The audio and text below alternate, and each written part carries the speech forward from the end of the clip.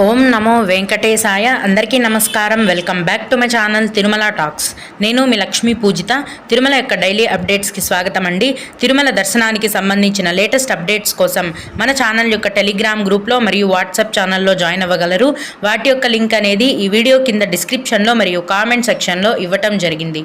ముందుగా శ్రీవారి భక్తులందరికీ కూడా శ్రీరామనవమి శుభాకాంక్షలండి.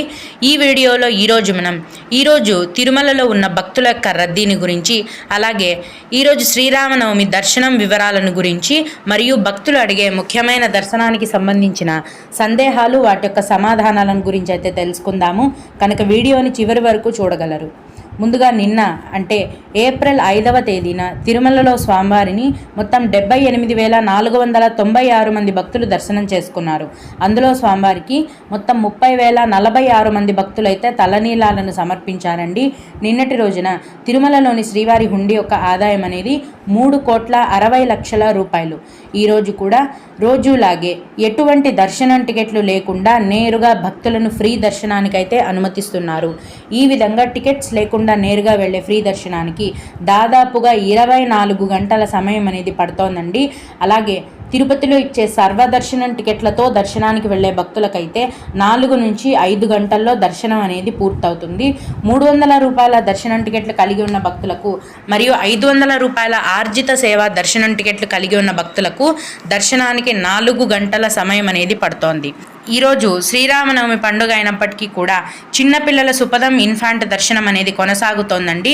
ఇన్ఫాంట్ దర్శనాన్ని క్యాన్సిల్ చేయలేదు. సుపదం ఇన్ఫాంట్ దర్శనం అనేది రోజులాగే ఈరోజు కూడా యథావిధిగా కొనసాగుతోంది. అలాగే విఐపి బ్రేక్ దర్శనం టికెట్లు బుక్ చేసుకున్న భక్తులకు దర్శనానికి 1 గంట సమయం పడుతోంది. ఇన్ఫాంట్ దర్శనానికైతే దాదాపుగా 2 గంటల సమయం అనేది పడుతోంది.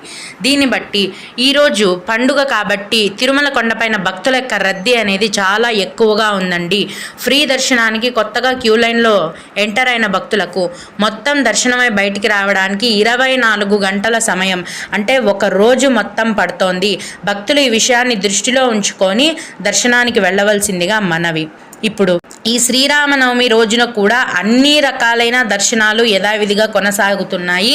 చాలామంది భక్తులు మేము ఫలానా దర్శనం టికెట్ బుక్ చేసుకున్నామండి, పండుగ కదా, ఈ దర్శనం ఉందా, క్యాన్సిల్ చేశారా అని అడుగుతున్నారు. ఈ శ్రీరామనవమి పండుగకు ఎటువంటి దర్శనం కూడా క్యాన్సిల్ చేయలేదు. యథావిధిగా రోజులాగే అన్ని రకాల దర్శనాలు ఈరోజు కూడా కొనసాగుతున్నాయండి. ఈరోజు రాత్రి 8 నుంచి 9 గంటల మధ్యలో తిరుమల శ్రీవారి ఆలయంలో బంగారు వాకిలి దగ్గర శ్రీరామనవమి ఆస్థానాన్ని టీటీడీ వారు ఘనంగా నిర్వహిస్తారు. భక్తుల యొక్క రద్దీ ఎక్కువగా ఉంది కాబట్టి కొండపైన రూమ్స్ దొరకడం కూడా కష్టంగానే ఉందండి. ప్రతిరోజు తిరుమల కొండపైన ఉదయం సిఆర్ఓ ఆఫీస్లో ఉదయం 5 గంటల నుంచి మధ్యాహ్నం వరకు రూమ్స్ అనేవి కేటాయిస్తారండి. భక్తుల యొక్క రద్దీ ఎక్కువగా ఉంటే మధ్యాహ్నం లోపే రూమ్స్ అనేవి ఫుల్ అయిపోతాయి. భక్తులు ఈ విషయాన్ని దృష్టిలో ఉంచుకోగలరు. ఇక కొందరు శ్రీవారి భక్తులు అడిగే ముఖ్యమైన దర్శనానికి సంబంధించిన సందేహాలు, వాటి యొక్క సమాధానాలను గురించి అయితే తెలుసుకుందాము. ఇవి అడిగిన వారికే కాకుండా దర్శనానికి వెళ్ళే ప్రతి ఒక్కరికి కూడా ఉపయోగపడతాయండి. ఒక భక్తుడు, మేడం మాకు దర్శనం టికెట్ లేదు, ఏప్రిల్ 9వ తేదీన దర్శనానికి వెళ్ళాలి, ఎట్లాగా అని అడిగారు. ప్రతిరోజు తిరుపతిలో 3 చోట్ల మీకు ఉచిత సర్వదర్శనం టికెట్లను కేటాయిస్తారండి. తిరుపతిలోని శ్రీనివాసం, విష్ణు నివాసం కాంప్లెక్స్లలో, అలాగే అలిపిరి భూదేవి కాంప్లెక్స్లో రోజు రాత్రి 9 గంటల నుంచి మరుసటి రోజు తెల్లవారుజామున వరకు ఉచిత సర్వదర్శనం టికెట్లను టీటీడీ వారు కేటాయించడం జరుగుతుంది. ఆ సమయంలో మీకు దగ్గరలో ఉన్న ఎస్ఎస్డి టికెట్ కౌంటర్కి వెళ్ళి మీ ఆధార్ కార్డు చూపిస్తే మీకు దర్శనం టికెట్ అనేది కేటాయిస్తారు. మీరు ఏప్రిల్ 9వ తేదీన దర్శనానికి వెళ్ళాలంటే ఏప్రిల్ 9వ తేదీకి సంబంధించిన దర్శనం టికెట్లను ఏప్రిల్ 8వ తేదీనే కేటాయిస్తారండి రాత్రి 9 గంటలకు. ఆ టైంలో వెళ్ళి మీరు సర్వదర్శనం టికెట్ని తీసుకోవచ్చు. మేడం ఏప్రిల్ 7వ తేదీన చాలామంది ఉంటారా లేదా ఫ్రీగానే ఉంటుందా అని అడిగారు. పండుగ అయిన మరుసటి రోజు, అందులో ఏప్రిల్ 7వ తేదీన శ్రీరామ పట్టాభిషేకాన్ని తిరుమల ఆలయంలో నిర్వహిస్తున్నారండి. కాబట్టి భక్తుల యొక్క రద్దీ అనేది చాలా ఎక్కువగానే ఉంటుంది, తగ్గదండి వెంటనే.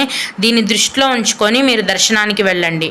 ఓం నమో వెంకటేశాయ. మీకు కూడా ఈ విధంగా సందేహాలు ఉంటే గనక ఈ వీడియో కింద కామెంట్ సెక్షన్లో తెలియజేయగలరండి. నేను వాటికి ఖచ్చితంగా రిప్లై ఇవ్వడానికి ప్రయత్నిస్తాను. ఇవి ఇవాల్టి తిరుమల అప్డేట్స్. ఇలాంటి మరిన్ని వీడియోల కోసం నా ఛానల్ని సబ్స్క్రైబ్ చేసుకోండి. ఈ వీడియోని లైక్ చేసి షేర్ చేయగలరు. ఓం నమో వెంకటేశాయ.